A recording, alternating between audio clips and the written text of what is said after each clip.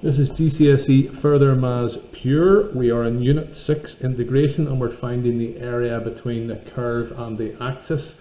And in this case we're moving on into the area between the quadratic curve and the x-axis. So here's two quadratic curves here, and it's just a wee chat about this. So obviously the curves comes up here and here. So if we're asked to find the area between the curve and the axis, we need to find the shaded in bit here or here. We're maybe not given these 2 points, so we don't know where to integrate in between, but we've been doing curve sketching, so we can use our skills as curve sketching to find where it crosses the x-axis, and those will then be our limits of integration that we'll put in here. Another point to make is that if the area is above the x-axis, we get a positive answer out. If the area is below the x-axis, we get a negative answer out. So let's take down that information as we look then at example 1 here. So find the area enclosed by the curve y equals x minus 2 upon x plus 2 on the x-axis.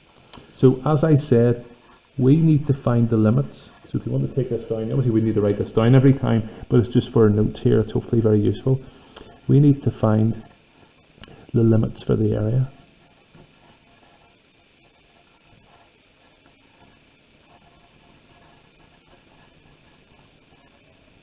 Since it is the area between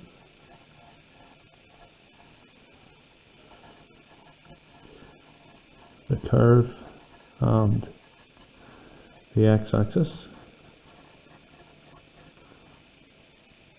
the limits are the points.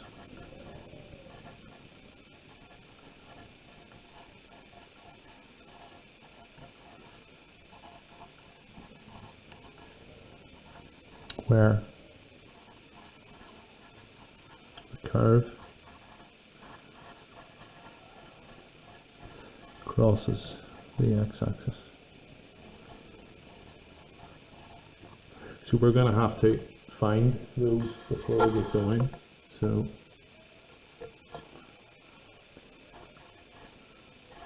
curve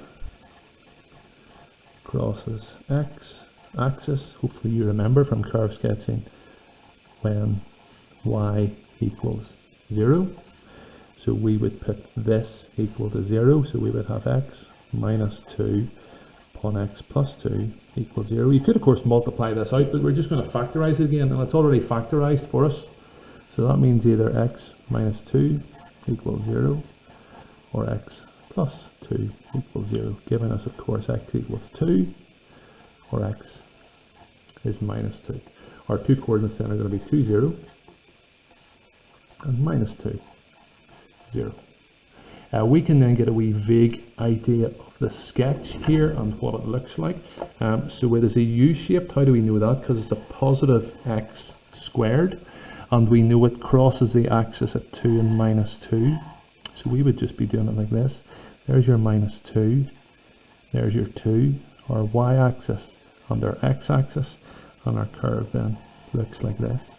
So we're asked to find the area between the x-axis and the curve. So the area we're looking for here, and the important bit that we've worked out really from our diagram is our limits of integration. So we're going to have 2 and minus 2, and they're going to go in place here and here. So our area is the integral between 2 and minus 2 of x minus 2 upon x plus 2 dx. Our area with 2 and minus 2, we need to multiply this out. It's not in the right form for us to integrate just yet. X times x, x squared. Outer and inner cancel each other out. It's a difference of 2 squares. Minus 2 times 2 is minus 4 dx. We're now ready to integrate. Sorry, you didn't see that. This thing down. Hopefully you're okay with that. I've just multiplied out using foil and ended up with this. Our area then,